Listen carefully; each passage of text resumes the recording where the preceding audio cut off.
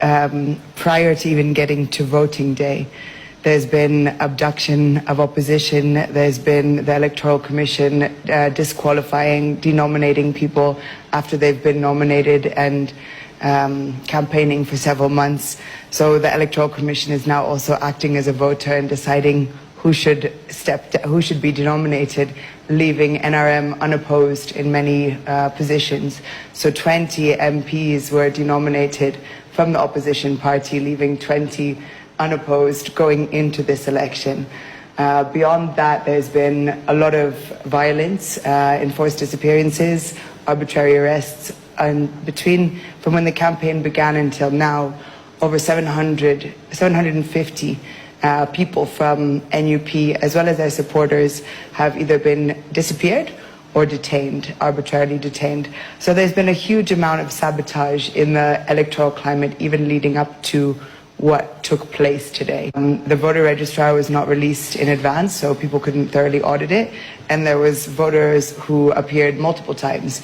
So there are voter cards where, you had 3 different voter registration numbers. There were deceased people on the voter registrar. There were babies on the voter registrar.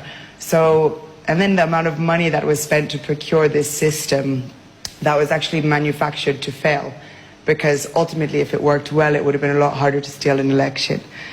So there's been so many elements that have curated what we would actually call a non-election. Right. Because an election is based on democratic, fair, lawful processes. So that's the context. And then today, what we saw was, a big amount of force that's been deployed into the rural areas, into the CBD over the past few days. So when you're having that significant amount of military presence, and you're actually hearing directly that if you stay near the polling station, as per your right, as per the law, you're allowed to stay 20 meters away. But basically they were told by many different spokespeople from within the military and security forces that you will be shot and there will be violence. So it created a very uneasy climate for people to go out and express their civic right.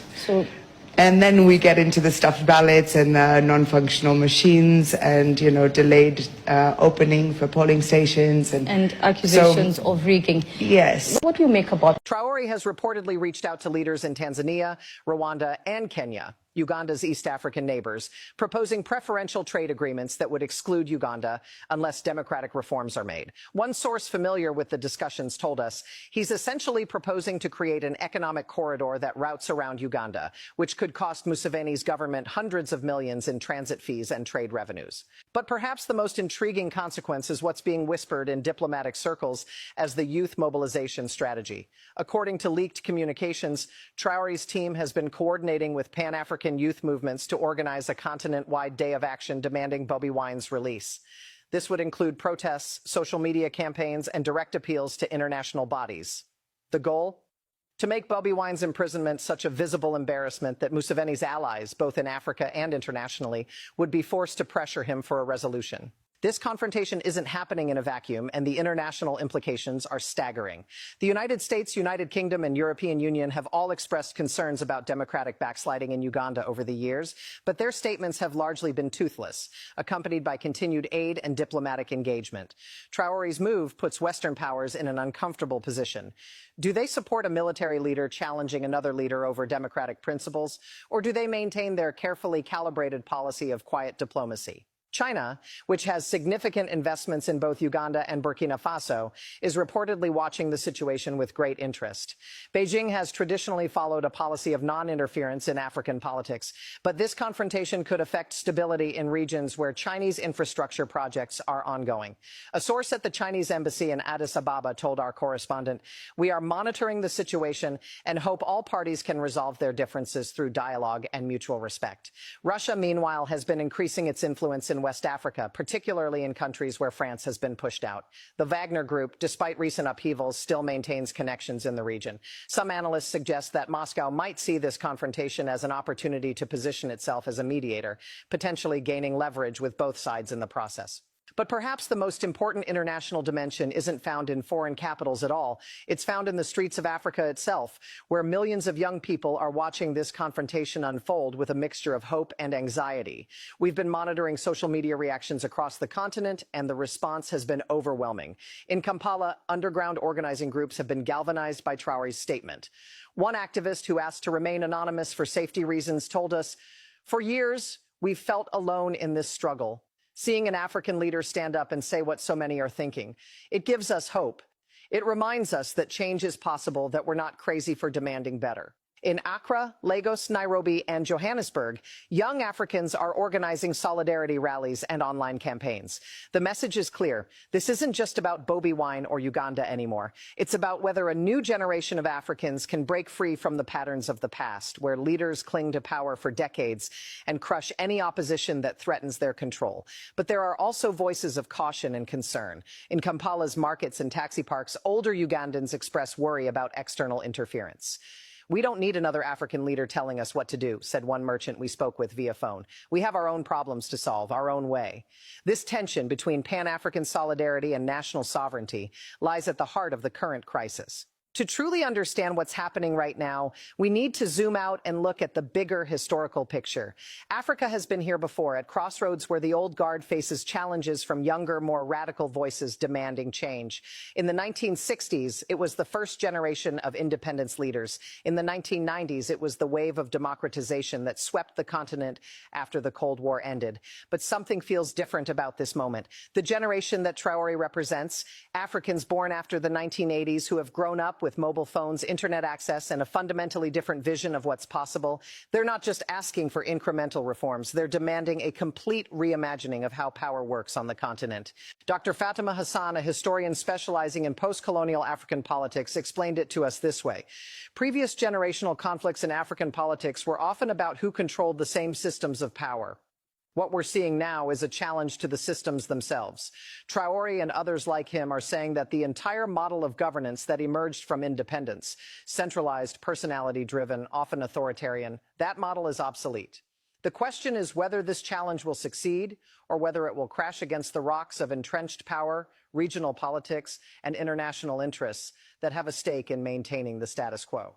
As of this broadcast, approximately 48 hours remain in Traore's ultimatum. What happens when that deadline expires? Nobody knows for certain, but the possibilities range from diplomatic breakthrough to serious escalation. Scenario 1, Museveni makes a surprise concession, perhaps releasing Bobiwine under house arrest or allowing him more freedom of movement while maintaining some restrictions. This would allow the Ugandan leader to save face while diffusing the immediate crisis. Our sources suggest back-channel communications are already underway, with mediators from Tanzania and South Africa attempting to find a middle ground.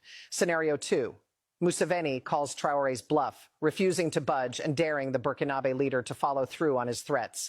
This could lead to the escalation measures we discussed earlier, AU motions, economic pressure, and continent-wide protests. The risk here is that such a confrontation could split the African Union along generational and ideological lines, weakening the organization at a time when continental unity is desperately needed. Scenario 3, a wildcard event changes the entire dynamic. Perhaps other African leaders step forward to either support Traore's position or condemn it. Perhaps international pressure increases dramatically. Perhaps something happens on the ground in Uganda that shifts the entire conversation. In African politics, the only constant is unpredictability. But beyond the immediate crisis, this confrontation raises profound questions about Africa's future that will outlast whatever happens in the next 72 hours. Can African leaders hold each other accountable without being accused of neo-colonial interference? Can a new generation of leadership emerge without violent conflict with the old guard? Can democratic aspirations survive in environments where security challenges, economic pressures, and historical grievances create constant instability? Ibrahim Traore's ultimatum to Yoweri Museveni over Bobiwine's freedom is really about all of these larger questions. It's a test case for whether African solidarity can mean something more than just silence in the face of injustice. It's a challenge to the assumption that sovereignty means the right to oppress your own people without external criticism. It's a declaration that the rules of the game are changing, whether the old players are ready or not. So here we are, watching the clock count down on one of the most dramatic confrontations in modern African politics. A 35-year-old revolutionary leader from West Africa has challenged one of East Africa's most entrenched strongmen over the freedom of a musician-turned-activist who represents the hopes of millions. The stakes couldn't be higher. The implications couldn't be more far-reaching. What happens next will be written in the history books. It will be studied by future generations trying to understand this pivotal moment when Africa's youth refuse to accept the status quo. Whether it ends in triumph or tragedy, compromise or confrontation, one thing is already clear. The conversation about power, democracy, and freedom in Africa will never be the same. This is a defining moment. The whole continent is watching. The whole world is watching. And somewhere in Kampala, Bobiwine is watching too, wondering if this time finally things might actually change. So I want to hear from you. What do you think Ibrahim Traore should do when the 72 hours expire? Do you think Museveni will back down?